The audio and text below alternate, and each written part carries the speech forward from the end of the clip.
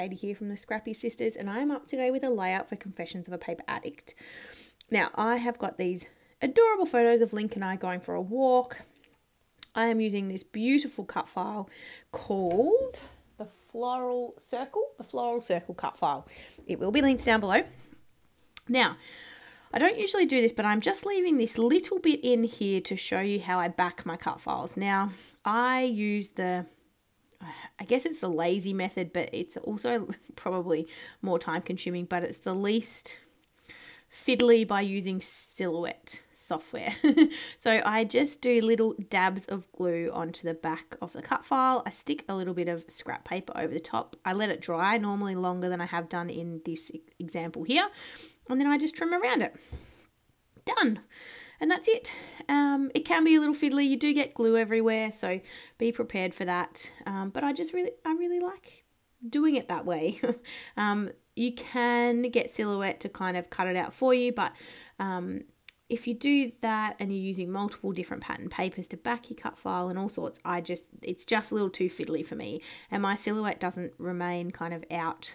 I pack it up after each time that I use it. So yeah, that's why I back like that. But I wanted to leave that in the video.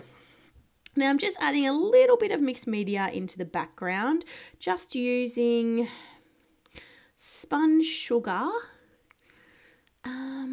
What else? Tattered rose, and is it worn lipstick maybe? You guys can probably see better than me. And so the worn lipstick one is quite bright, but I just wanted a little bit of something in the background for the cut file to sort of sit on top of, if that makes sense. And I'm just using the packaging technique, which is my favorite technique to use. The thing that I love about Distress Oxides is if you just kind of run your paper towel over the top, it picks up the water which you've used to make the ink, liquidy enough to be able to apply to the surface, and it's basically dry. You can it's not completely dry, but it is dry enough that you can kind of keep working on your layout. Now I wanted to pair the pinks in the background with some blue, so I used the navy Heidi Swapp Colour Shine, did a few little splatters, realised they were kind of mixing with the background because, as I said, it's not completely dry. So I actually stopped, and I will add more splatters at the end. Oh, I also added the splatters, sorry, because the piece of paper that I used, plastic that I used for the packaging technique, wasn't completely clean, and so I got a little bit of blue onto the layout, and so I wanted to cover that with splatters to make it look like it was supposed to be there. Oh, now I make a little boo-boo here. And as you can see, because I'd peeled off all of the foam from the background, my circle is not, shall we say, perfectly symmetrical. And it does annoy me, but I end up covering up most of the top left corner of my layout, which is like the single line of cut file. And I end up covering that because it's not round properly, and that's okay. I made a mistake. It landed on my photo, and then I couldn't peel up the cut file because the foam had already adhered to my photo, and I didn't want to rip anything, so we just went with it. So it's pretty simple, this layout. I'm using Cocoa Vanilla Studios More Than Words, which I think is my favorite Cocoa Vanilla Studio collection. That and Daydream, which has just come out. But I haven't used Daydream yet to scrapbook a layout, so I don't know 100% if that's going to be up there for my favourites, but from a colour palette perspective, it definitely is. So I don't have much left of More Than Words at all. I can probably make one layout with it, maybe two. I've got a lot of butterflies, as you can see here, but I have made one more layout with this collection, which I made after I filmed this video. And so you'll see that up on this channel in a few more days. It's for the last video in September. And so with those two layouts in mind, I think I can make one, maybe two more layouts with this collection.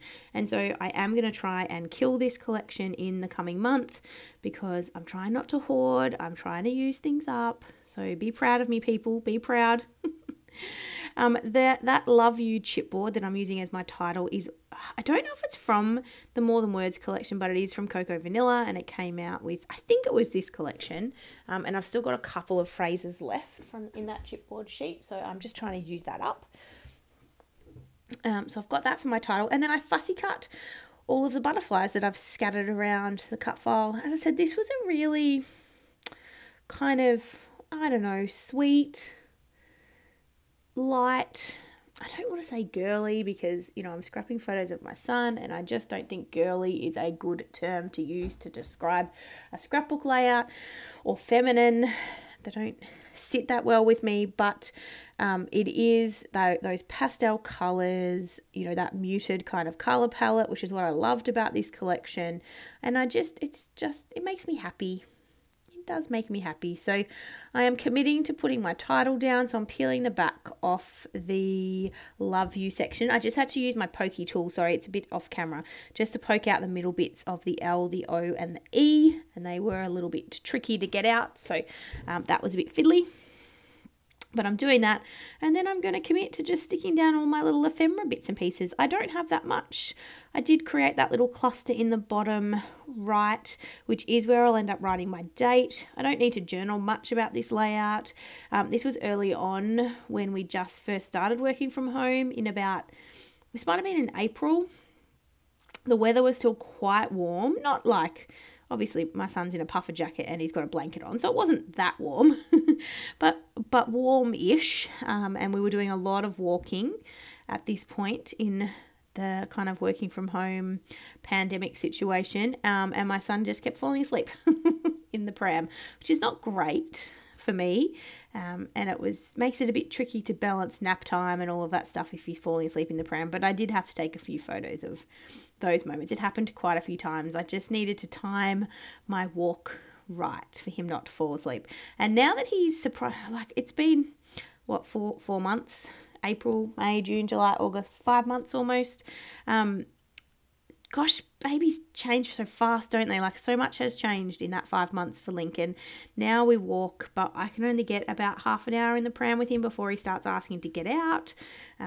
So, you know, I time my walks very differently now. And I try to walk to a playground and then let him play and then walk home. So I was sticking my butterflies down. You saw that. I was popping them up on some foam. I've just got these little, what do you call them, tabs, which I am sticking and layering on top of each other and tucking in behind that photo of Link and I, the one that he's awake. And then I don't think I've stuck down my cluster. Have I stuck down my cluster down the bottom? Did it happen while I was talking about walking? Oh, it did. So I'm just trimming off that bottom label, and then I'm basically finished. I'm just going to add some more blue splatters and we are done. So I hope you've enjoyed this layout. This is my last DT layout for this month. So I hope you enjoyed this one. I will have a link to the cut file, but also to the shop, the Confessions of Paper Addict shop down below. And there's also a Facebook page, and we have a lot of fun in that Facebook page. So definitely come and join us. Virginia gives away some sneaky little cut files, but we also just have fun. We share inspiration. We have a monthly little challenge. It's just a lot of fun. We're a good group, so definitely come and hang out with us. Oh, I forgot I added some bling. This is the first layout that I've added rhinestones on in a long time. I really feel like they were, you know, very kind of the in thing for quite a long time, and then they sort of, I don't know, they've fallen out of favour. And so I found my stash of rhinestones again the other day. This is all I have in this little tub here. They're all from Kaiser Craft. But I decided that I really needed to just use them. Like everything, just use them if they're in my stash. They'll lose their sticky after a while if I don't get them stuck onto a layout. So, yeah, I'm using them. So I added some cute little pale pink ones. I'm still going to come in with some more navy Heidi Swap Colour Shine. As I said, when I put it on at the start, it kind of started blending into the background, like literally blending in.